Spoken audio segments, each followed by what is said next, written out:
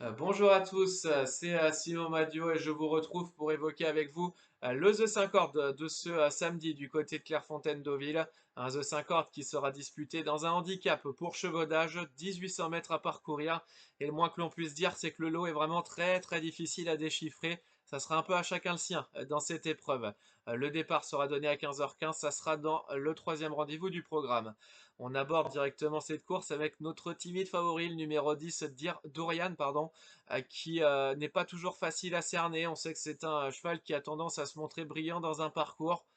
Dernièrement, du côté de Saint-Malo, dans une course à condition, il a été plutôt bon. C'était sur la distance du jour, 1800 mètres. C'est également un cheval qui avait gagné sa listed sur ce parcours de Clairefontaine dans sa jeunesse.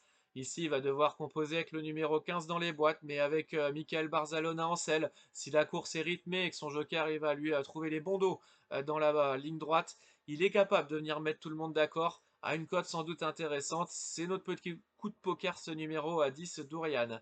En deuxième position, on retrouvera le numéro 4, Harry qui reste sur trois bonnes sorties à ce niveau. Il semble enfin avoir trouvé sa juste valeur. C'est un cheval qui est pratique à monter, qui va de l'avant dans un parcours, donc normalement, si tout se passe bien, le pensionnaire de Nicolas Perret doit faire l'arrivée. C'est un bon point d'appui dans cette épreuve. En troisième position, on retrouvera le numéro 9, Damask Blade, qui a vraiment été étincelant du côté de Vichy. Il a été monté dans le dos du leader, il l'a doublé, ce leader, à l'entrée de la ligne droite et a filé vers un très facile succès. Alors il a été pénalisé de 4,5 kg, c'est énorme.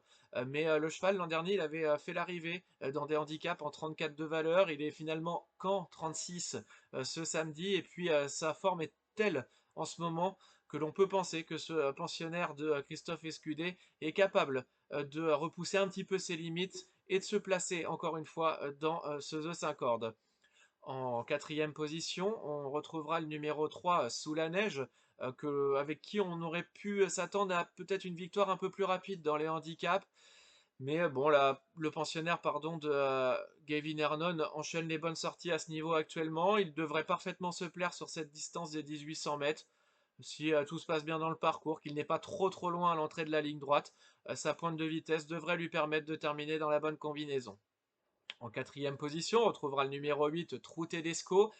Alors c'est un cheval qui a tendance à être peut-être un peu plus percutant sur les pistes en sable fibré, mais il a déjà fait quelques bonnes choses sur le gazon.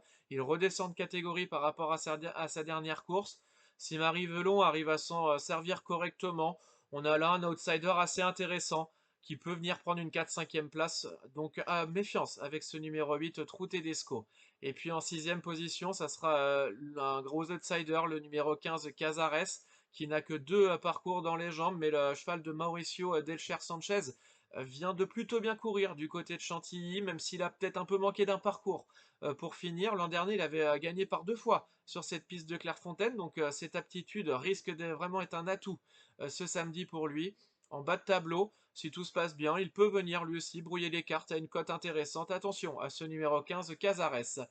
On récapitule donc avec en petit coup de poker le numéro 10 Dorian, notre bon point d'appui le numéro 4 Harryway, puis le 9 Damask Blade, le 3 Sous la neige, le 8 Trou Tedesco et en bel outsider le numéro 15 Cazares en chiffres 10, 4, 9, 3, 8 et 15.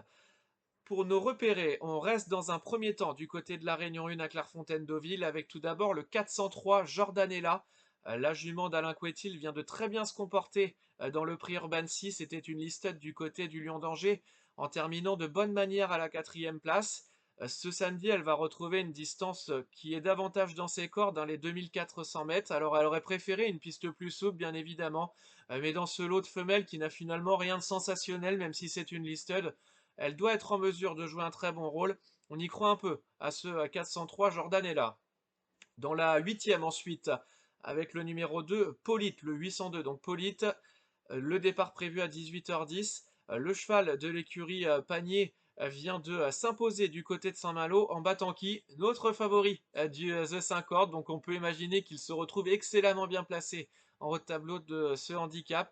Alors c'est pas un cheval qui est de tous les jours, il court finalement peu d'ailleurs dans sa carrière, mais quand il est décidé, il est vraiment capable de faire de très bonnes choses à ce niveau et à cette valeur, il semble avoir un peu de marge. On y croit pas mal à ce 802 Polite. On ira ensuite du côté de la Réunion 4 à Senon-Poincé avec le 102 Super Alex, départ prévu à 16h40. Le cheval de Arthur Péan fait toutes ses courses actuellement. Alors il ne gagne pas souvent, mais sa dernière sortie elle est excellente. C'était sur cette piste de Sonone, il a assez de tenue, il se retrouve très bien placé et fait tous les terrains. Normalement c'est un très bon point d'appui dans ce premier rendez-vous. On y croit à ce 102 Super Alex, pardon, du côté de Senon. Et puis notre petit coup de folie, ça sera dans la Réunion 5 du côté de Vichy avec le 207 Jolan Boy. Jolan Boy ne gagne pas souvent, c'est vrai, mais le cheval enchaîne les bonnes sorties, c'est plutôt un bon droitier. Et surtout, son partenaire du jour, son jeune partenaire du jour, le connaît et s'en sert plutôt bien. Il devra faire avec un numéro à l'extérieur, mais sur une distance comme celle-ci, il doit avoir le temps de bien prendre ses aises et d'avoir le bon parcours. S'il est en embuscade à l'entrée de la ligne droite, ce numéro 7, Jolan Boy, est vraiment capable de jouer un très bon rôle à une cote qui sera sans doute intéressante. On récapitule donc pour nous repérer avec en réunion 1 à Clairefontaine le 403 Jordanella et le 802 Polite. En réunion 4 du côté de Senon-Poncé, le 102 Super Alex. Et en réunion 5, notre petite folie, ça sera du côté de Vichy au trot, le 207 Jolan Boy. Il ne me reste plus qu'à vous souhaiter une bonne journée, qu'à vous rappeler que le jeu doit rester un amusement. Vous retrouverez d'ailleurs toutes les mentions légales en bas de votre écran. N'oubliez pas de faire sonner la cloche pour vous abonner à tous nos vidéos qui sortiront donc sur YouTube. Et puis, n'oubliez pas non plus de télécharger l'application The Turf pour avoir toutes les informations utiles à vos jeux. Demain, vous retrouverez Laurent Brunto. Moi, je vous retrouve le 11 août.